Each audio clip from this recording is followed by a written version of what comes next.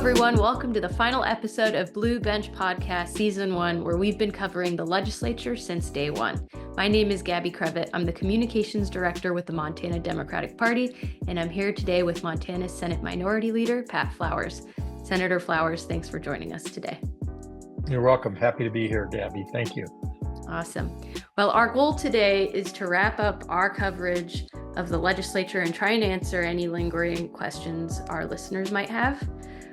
So my first question for you is, do you believe it was a productive session, and are Democrats in the legislature generally pleased with what they were able to accomplish? I would say yes, absolutely. I think in my experience, it's probably the most successful session that I've been a part of. Great. And is there anything that you learned personally this session? I know every session is different. What did you get out of this session personally? I think the biggest take home for me is there is a way to work with our friends across the aisle in a productive manner where we can actually get a lot of our agenda passed and see some of our priorities passed. And for us in the Senate, that started early in the session. I think we've talked about that in previous podcasts.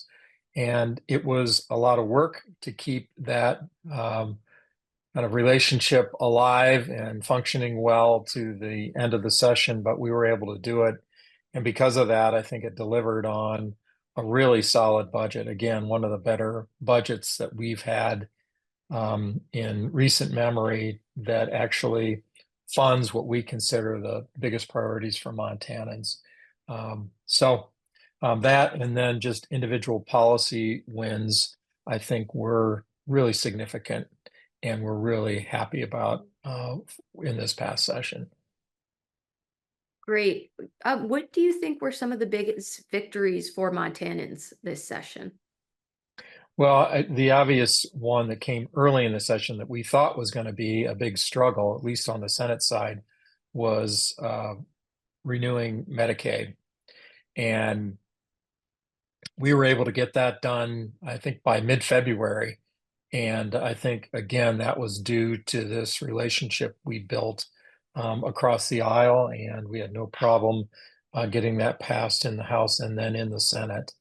Which is where we expected the struggle. So that's certainly a big win. We had some wins in education. The STARS Act was a big win for us. That's the act that provides for increased starting pay for teachers and is intended for teacher recruitment and retention. And that was a big investment in public education that we're pleased about. In addition, we passed our kind of inflation funding bills for education and make sure that public schools are adequately funded, or at least better funded than they were. And so we're happy about that. We passed some education-related funding related to school maintenance, and there's those needs all across the state. So we felt really good about that as well. On the housing front, we passed something that was called the Growth and Opportunity Trust. The GO Trust is another name for it. And that included a component for housing. And that will be an ongoing source of funding for housing. There was some initial seed money that would be provided for low interest loans to build affordable housing, and that fund will be sustained and grow over time. So that's a big win for affordable housing. And then lastly, on childcare, we also passed as part of this Growth and Opportunity Trust, a component to fund childcare, a variety of different childcare needs. Again, this is going to be, since it's part of this Growth and Opportunity Trust, it's going to be, an ongoing source of revenue for that trust or for that need. Okay. Lots of victories. Yeah, I know if Shannon were on this call right now, she would be singing you guys praises about education victories. Yeah. Where where is it that you would have liked to see more outcomes this session? Yeah, I think for me personally, I was disappointed by some of the uh, environmental related legislation. There were some reforms made in the Montana Environmental Policy Act that I think were unwarranted and I think potentially weaken that act. I think there were some changes made in water quality law. For example, we basically threw out any kind of standard for nutrients in our water, which is a big um, kind of signal on water quality. And we've basically punted as a state on that. I don't think that's the end of the story, but certainly um, the next chapter is not good for water quality. Likewise, on air quality, there was some um, really acceptance that we weren't going to have as good of air quality as we might prefer. So I think those were all losses, and I don't think that's what Montanans wanted, and we certainly argued against them hard and strong on the floor, but we were unable to beat those bills back. Sure. Something the Montana Democratic Party, and I know a lot of folks across the state were watching, were these repeated bills introduced by Republicans attacking the judiciary. It looked like at the end, not many of them really caught steam and just fizzled out.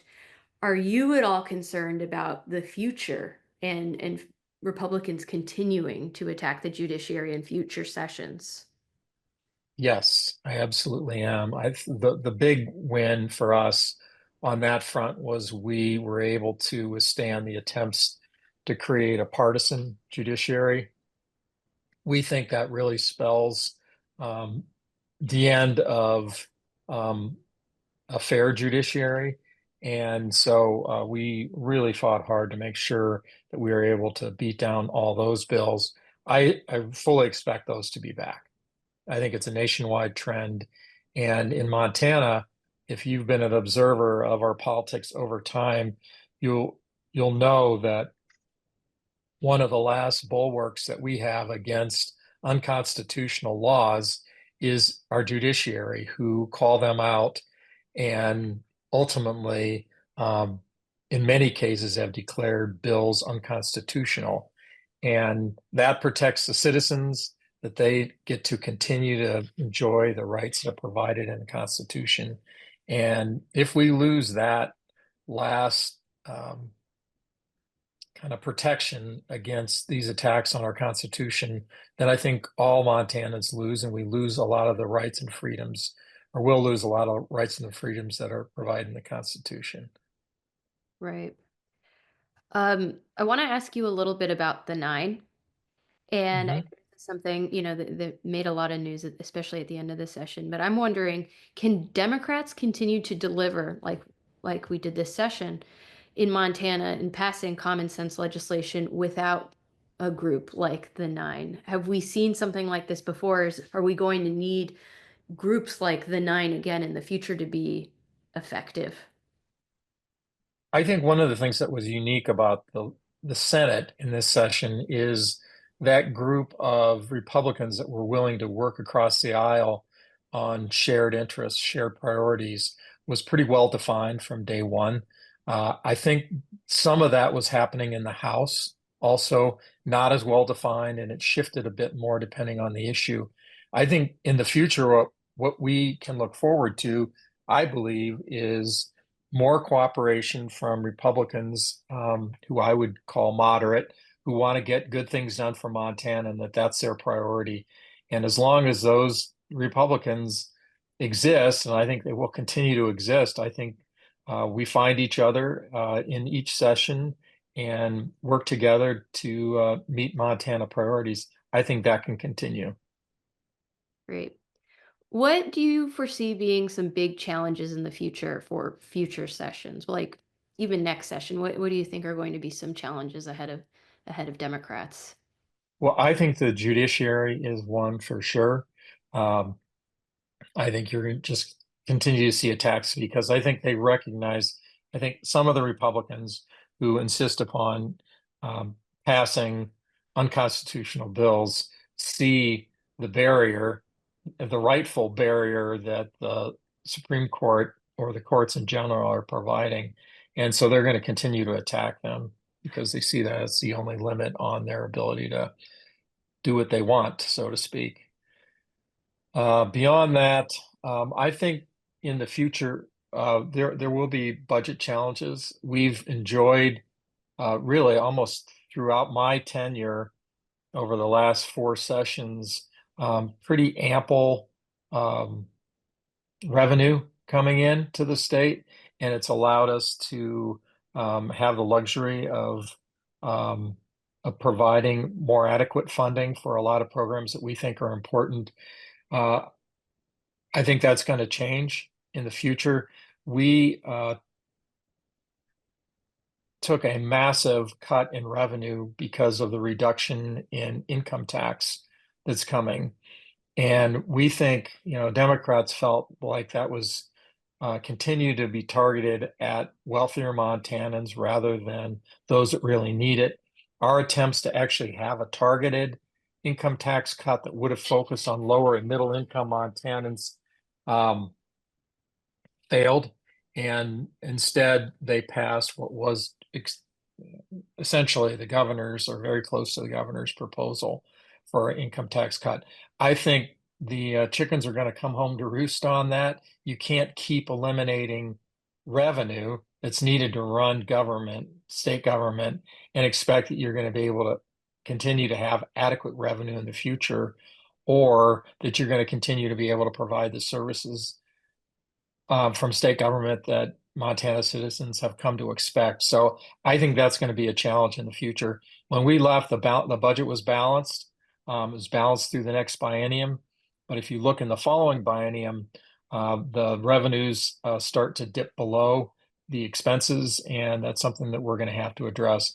Obviously, that's pretty speculative because lots can change in terms of revenue sources, and so it's not guaranteed that we're going to get there, but I think it's certainly on the horizon. And if I was going back to the legislature, it would be an important focus for sure.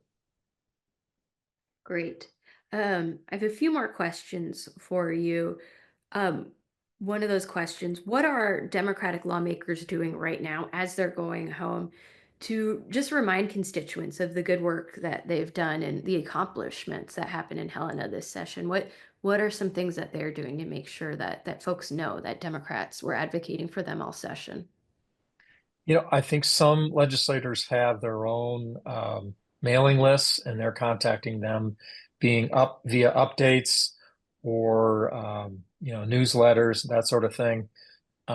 In addition, I know that town halls are happening all over the state, and that Montana Democrats are meeting with voters, meeting with constituents in towns all across the state. We've got one coming up tonight, actually, in Bozeman for a few of our legislators. We're kind of staggering ours a bit and inviting different groups of legislators to participate. So I'm actually going to participate on the 29th for another town hall here at the senior center.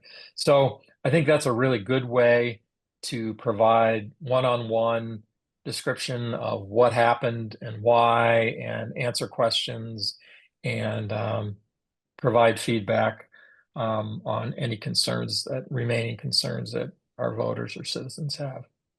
Great. One of my last questions. How do you feel about where we landed with property taxes? What are you telling constituents when you have a town hall meeting about property taxes? I feel actually very good about it. It was definitely a odyssey throughout the session. And really, we finished the last week getting that done. And I think that reflects a couple things. One is what a complicated issue it is. And it's an issue that required a lot of work across the aisle, a lot of bipartisan work to finally get to a bill, or really two bills, that we all could support. But in the end, I think Montanans are going to see a significant reduction in their property tax. For example, in the first year, if you have a median valued home in Montana, your property tax will decrease by about 40%. That's pretty significant. In addition, in the first year, there will be a $400 rebate. You have to go through the kind of registration process that we had to do in the last 2 years, but it's relatively simple. And so hopefully everybody remember to do that. It starts August 15th and the opportunity ends October 1. So you have to get after it and make sure you get that done before the window closes on that.